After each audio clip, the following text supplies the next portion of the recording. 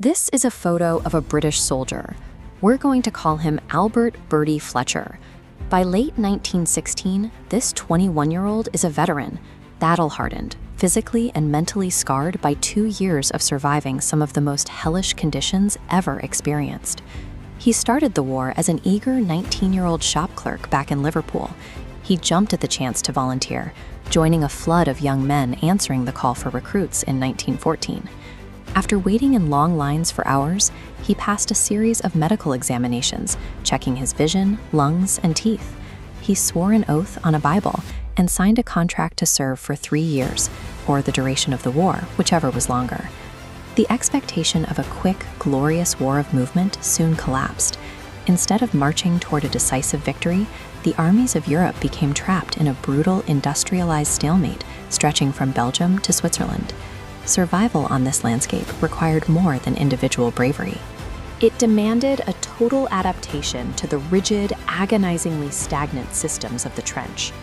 The daily cycle begins before the sun comes up with a ritual called Stand To.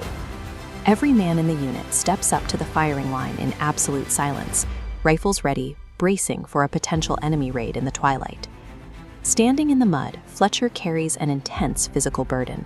He wears a 1908 pattern webbing system that holds his canteen, ammunition pouches, a 17-inch bayonet, and an entrenching tool. As the war's technology became more lethal, his kit grew. By 1915, soldiers were issued steel Brodie helmets for shrapnel protection and restrictive masks to survive the deployment of chlorine or mustard gas. By full sunrise, the soldier is encased in 60 pounds of steel, leather, and canvas, a walking kit designed specifically to counter the high-tech threats of the morning. The morning weapon inspection reveals the underlying logic of the soldier's environment. The trench was a meticulously engineered machine. The network utilized a 3-layer rotation system. Troops spent a scheduled period in the frontline firing trench before moving back to the support trench, and finally into the rear reserve trench. Zigzagging communication lines allowed them to navigate between these zones without being targeted. The centerpiece of the inspection is the SMLE Mark III rifle. Its specific engineering advantage was a detachable box magazine holding 10 rounds of ammunition, double the German Mauser's capacity. This enabled the Mad Minute. A trained soldier could rapidly cycle the bolt, firing over 20 aimed shots per minute, simulating concentrated machine gun fire. Mastering this weapon and adhering to the rotation schedule were the only structural defenses the men had against the industrial slaughter taking place outside. During the day, the focus shifts from the enemy to the earth itself. The soldier's primary endless battle is fought against the trench environment. This view of a British trench shows the wooden duckboards laid across the floor to prevent men from sinking.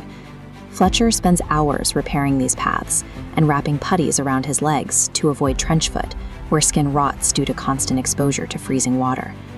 The sanitary conditions are equally brutal. Stagnant water breeds infestations of massive rats and the inescapable stench of unburied decay. Between shores, Fletcher faces the agony of extreme boredom. Millions of letters are sent back to Britain every week by men desperately trying to fill the quiet hours and maintain a connection to their lives before the mud. The psychological weight of waiting in the damp cold wears down a soldier's sanity just as consistently as the threat of artillery. As the sun sets, the daily cycle resets. The unit stands to on the firing line once again, watching the shadows for twilight infiltrations. Nightfall does not bring sleep. Instead, it marks the start of the most dangerous phase of the day, as sentry duties and work parties are ordered over the top of the trench. Soldiers are sent into the darkness of no man's land to manually repair these massive networks of barbed wire. Working completely exposed, a single flare or a misplaced sound can draw instant, fatal machine gun fire from the German lines. When his shift finally ends, Fletcher crawls into a dugout for a few hours of restless sleep. He is still bound by his 1914 enlistment oath to serve for the duration, a term that now feels endless.